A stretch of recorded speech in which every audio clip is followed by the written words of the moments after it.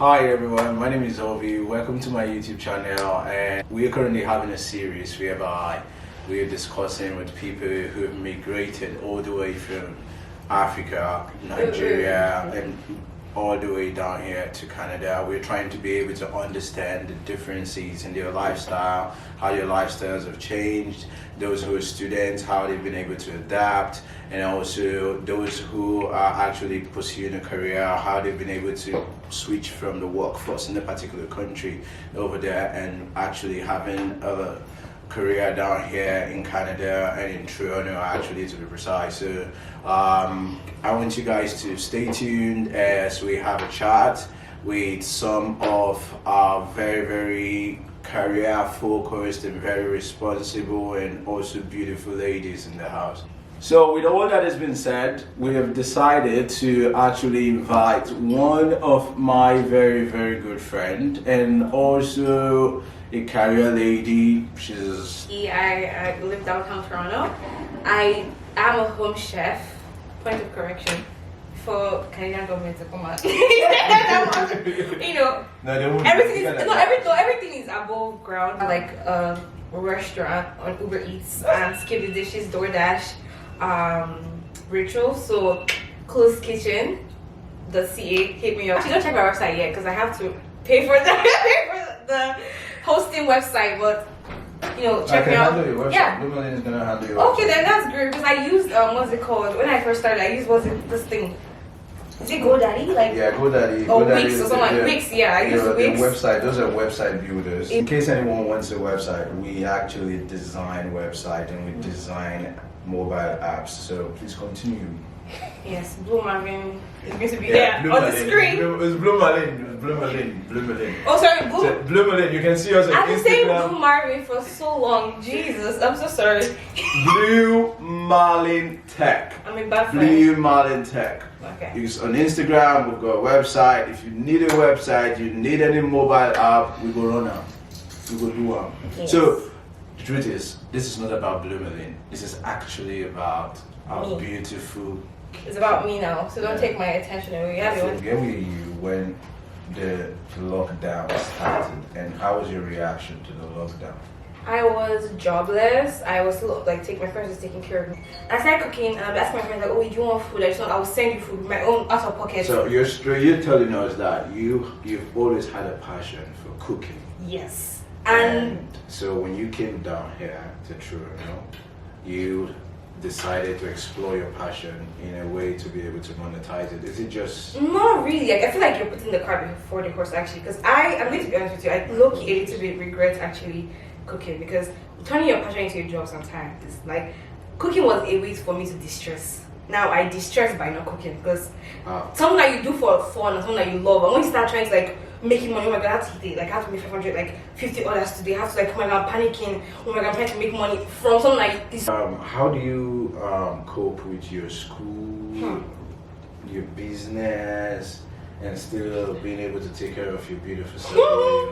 Well, I think low-key, like I would say it's been a blessing in disguise, because I would never call COVID a blessing, but the blessing of online school definitely. But I had to take, when I first started, I took like an 8 months break from school because I couldn't do it. I was having so much anxiety, like I was going through so much at that time.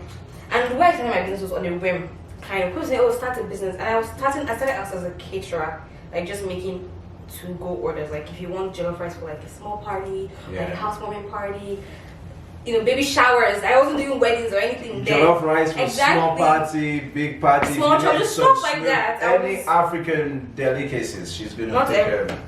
Not everyone. Or which ones? Like Nigerian, West African. I can do I do it to be of Chadian, like. You do Chadian? Yeah, a little bit like. Well, Chadian is a pretty basic. I'm like contesting our food. No, not contest. Nigerians are very good at their food. No, not that. It's in terms of like some people have simpler food. Like Ethiopian food, for example, is very complicated too. Okay. Like exactly, it's more complicated than Nigerian food. Oh. Because when you're trying to make like India, like it takes like days to make. So everybody has their own thing. Egusi soup is very straight to the point. If you're making something like oha soup now, that takes 5 hours. So it's not an insult when someone says that this particular country has simple delicacies and this country doesn't mean that it's better, it just means that it's easier to make. Alright.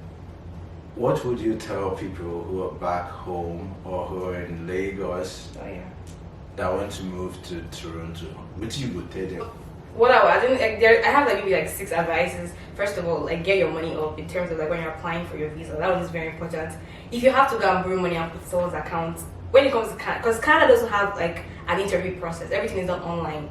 So the person that is looking at your case will never see you to actually see that okay, this person has a bright future. In America, if you're going to study, you have a 30 minutes conversation with them, you know, okay, this person knows what they're doing.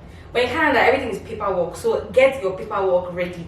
If you finish, you're trying to do your master's here and you finished school like 2 years ago, if you were working, get documentation, because they'll ask you, you've been out of school for 2 years, what have you been doing? It's definitely easier to come as a secondary student. That's how I came. As like if you finish secondary school, just like your A levels or whatever here, it's easier to come as a university student. It gets very hard the older you age, the harder it gets, because Canada is all about integration and molding you when you're young. So write your IELTS. You don't have to write your IELTS. You can write another exam for like your English proficiency or French proficiency. I also advise you that if you know you're not that like buoyant in terms of like you cannot afford to pay for like a 4-year university because it's very expensive in Ontario, think of immigrating to another province first, then spend 3 years there, then you can move to Ontario, because everybody wants to come to Toronto, everybody wants to come to Toronto, but it's very, very hard. New Brunswick, it's easier to get your visa, like, PR or whatever in Manitoba and other places. Pay your taxes, my dear, because land says that this is what you're going to pay, you have to pay it. Register your business, don't cut corners. Also, when you're coming, get your driver's license, trust me. I know what I'm saying. If you're above 18, get your driver's license from Nigeria. When you don't have to have a car, just come after 6 months, transfer your license, get a new license. Because look at me now, my big age. I don't have G1. So yes, exactly. We don't have G1. Even motorcycle license, I don't have. So get your driver's license. Just get your documentation, get everything done, so you don't have to start starting afresh in another country.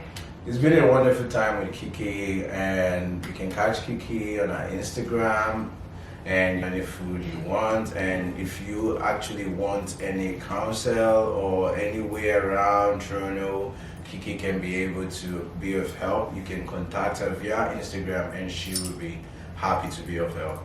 Thank you, Kiki, for joining us today. Wow. And it was nice having you on our show. Kiki has spoken her mind. So I have. thank you.